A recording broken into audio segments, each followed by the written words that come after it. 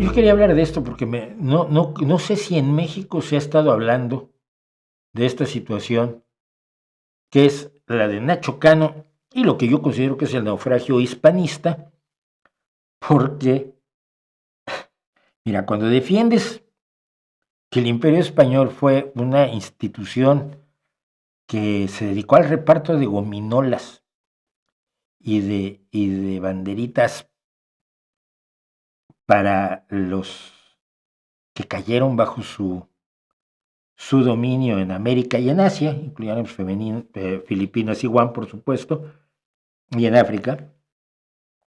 Y el Imperio Español era una, una empresa para lograr la felicidad de todos sin ningún daño para nadie, haciéndolo, bueno, una obra de caridad espectacular, que es lo que dicen los hispanistas.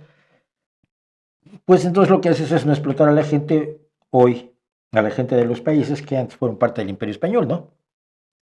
Pues aquí tenemos el problema. Hace unas, a ver, voy a empezar por el principio. Hace un par de años, Nacho Cano, que era el antipático de Mecano, del trío aquel de tecnopop español, cuyo mejor elemento era, por supuesto, Anato Roja como cantante, porque entre Nacho y su hermano se escribían unas letras de Ay mi madre, con unas rimas que dices tú, que yo esto lo presento en mi taller literario, y el director del taller literario y todos mis compañeros del taller literario me pegan. Si yo a Eugenio, si a Dalí lo llamo Eugenio, probablemente me pegan, ¿no? O si rimo Nueva York con jamones de York, York y York, no, bueno, pero eso era Mecano. Y Nacho Cano hace un par de años decidió, es un hombre profundamente de derecha, decidió que iba a ser la gran exaltación del hispanismo a través de un musical de 3 horas de duración. Dicen que es más pesado que una vaca en brazos o un collar de sandías, exaltando la conquista de México, exaltando el catolicismo, exaltando el racismo, exaltando a Hernán Cortés, que es el verdadero protagonista de esta historia, y darle alas a la España sin complejos que exalta la conquista y la colonia. Eh, y su pretexto fue Malinche, la doña Marina, porque Malinche era Hernán Cortés, no lo olvidemos. Luego se retorció esto, pero su pretexto era doña Marina, a que la considera una especie de heroína, porque fue regalada como esclava Hernán Cortés y pretendió vengarse de los mexicas, y además para cimentar su posición ante su amo, su dueño, su propietario, Hernán Cortés, aprendió, aprendió español y entonces ya no tenía que usarse una traducción doble. Me explico. La traducción se hacía de la siguiente manera. Eh, doña Marina sabía náhuatl y maya. Y Jerónimo de Aguilar, que había sido rescatado por las fuerzas de Cortés de la península de Yucatán, de Cozumel, Jerónimo de Aguilar hablaba maya, porque estuvo varios años en tierras mayas, después del naufragio, Jerónimo de Aguilar hablaba español y maya. Entonces, Hernán Cortés se comunicaba con Moctezuma y con otros de la siguiente manera. Hernán le decía a Jerónimo de Aguilar lo decía en maya.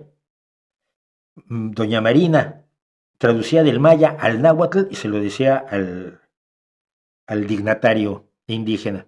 El dignatario indígena le respondía en náhuatl, ella lo traducía al maya, se lo decía a Jerónimo de Aguilar, y Jerónimo de Aguilar traducía del maya al español. Esto es evidentemente una forma de hacer teléfono descompuesto de la manera más difícil del mundo.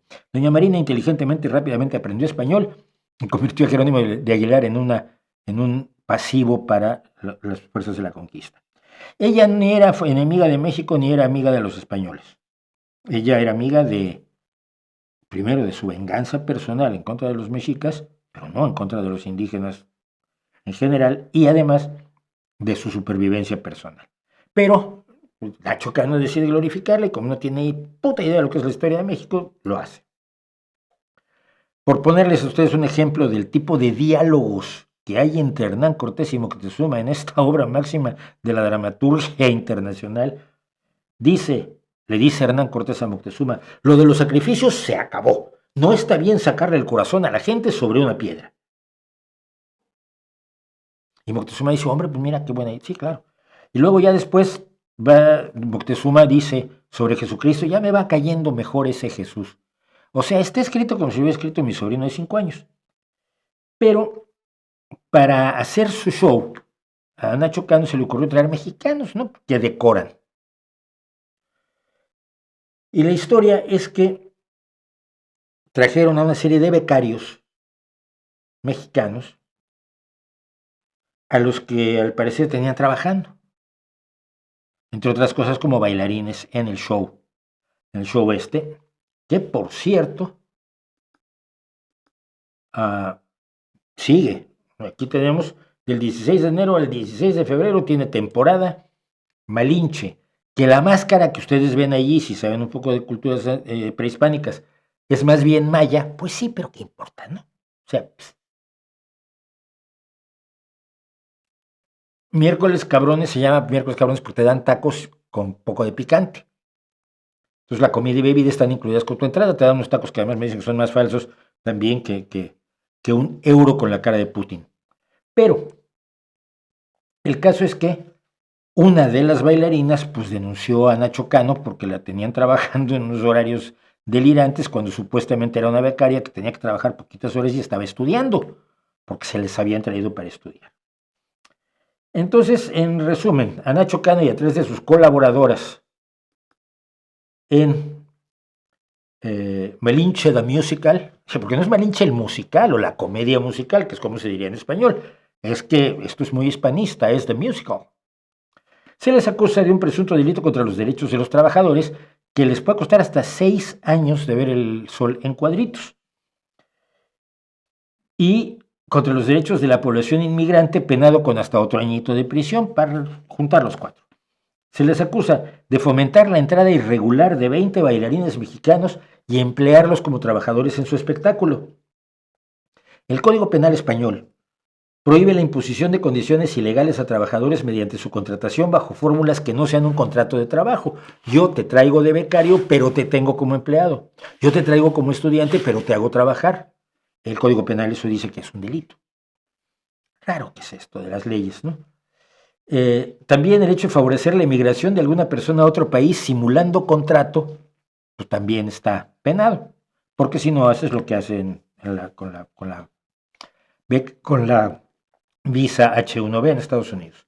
Nacho Cano niega que todo esto haya sucedido. Ellos explican que los 20 bailarines llegaron a España como becarios y no tenían la condición de trabajadores y su presencia no ha significado el despido de nadie del elenco oficial de Malinche the Musical. Los becarios mexicanos tenían una presencia reducida sobre las tablas, pero era como parte de sus prácticas como estudiantes. Estaban estudiando porque luego iban a hacer el musical en México, ¿no? Como si en México no hubiera escuelas de baile lo suficientemente buenas. Pero ya explicaron los abogados de Nacho que rara vez los estudiantes que viajan a España lo hacen con el visado correspondiente de estudiante sellado en sus países de origen, porque la visa puede demorarse meses, hasta el punto de perder la oportunidad de estudiar. Y tú no quieres que la gente pues, pierda la oportunidad de estudiar en España, amigo mío. Porque en México bailarán, pues, ¿qué bailarán? ¿Sabrán de baile? Así que entraron a España como turistas y aprovecharon el plazo de 90 días que permite la ley de extranjería para iniciar los trámites y obtener el permiso de estudiantes ya estando aquí. Algo que por lo menos es irregular.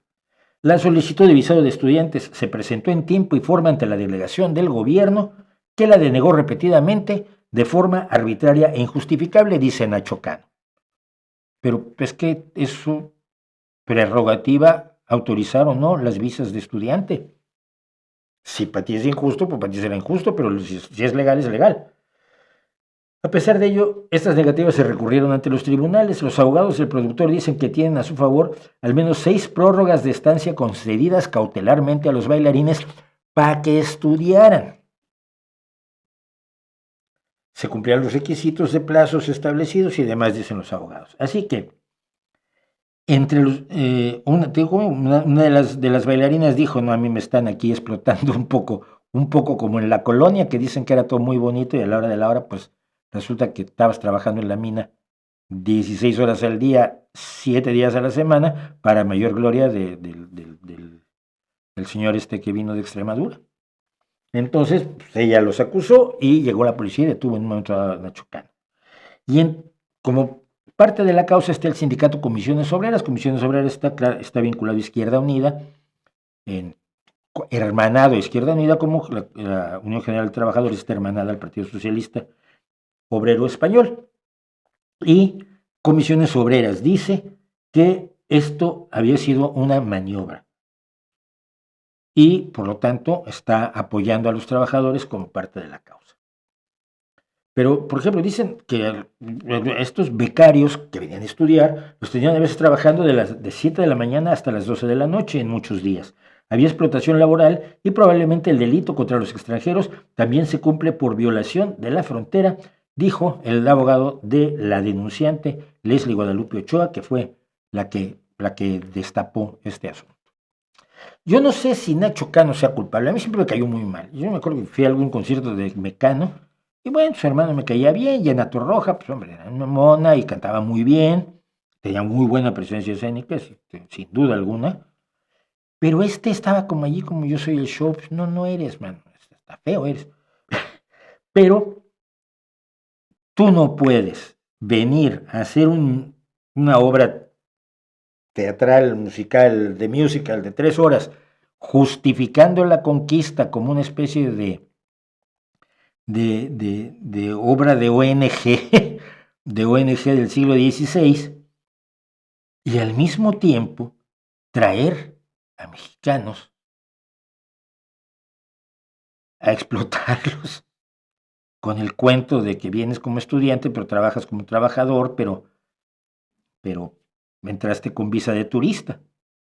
Entonces yo creo que eso perjudica finalmente el ideal hispanista que tienen estas personas que quieren contar que su imperio no fue lo que fue, que nadie debería, y esto es un error muy López Obradorista, nadie debería acusar a los españoles de hoy de lo que pasó hace 300 años, 400 años, 500 años, porque no son responsables, simple y sencillamente no son responsables. Porque no comparten nada de lo que fue la motivación y el sostenimiento de 300 años de un virreinato que fue enormemente cruel con la población y fue incluso más cruel con los esclavos africanos del África Occidental, el África Oriental, que fueron llevados a México para trabajar en las condiciones más horrorosas e imaginables. Pocos españoles estarían a favor de eso, como pocos mexicanos estarían a favor de los sacrificios humanos. Esto fue hace 500 años. Pero cuando quieres reescribir la historia, pues no lo hagas escribiendo una historia igual de mala. Creo yo que así debería ser. Insisto, no creo, y siempre lo he dicho, ni el indigenismo de los indígenas eran tan buenas personas y vivían en relación con la naturaleza, no es cierto. Y respetaban todo, no es cierto, es que sacrificios humanos y chipetote, que te puedo contar 1000 historias horrorosas, incluso en los textos rescatados por José León Portilla, como las recomendaciones del padre a sus hijos, ¿no? De la madre a sus hijas. No, eran una civilización neolítica bárbara. Y los españoles eran una civilización todavía medieval, bárbara, cuando se encontraron con América. Del pasado hay que aprender, pero no hay que revivirlo, porque nunca tiene nada bueno que revivir el pasado, y creo que las glorias hispanistas, que se quieren contar algunas, quedan bastante mal ante lo que parece que es el caso de la explotación de Nacho Cano.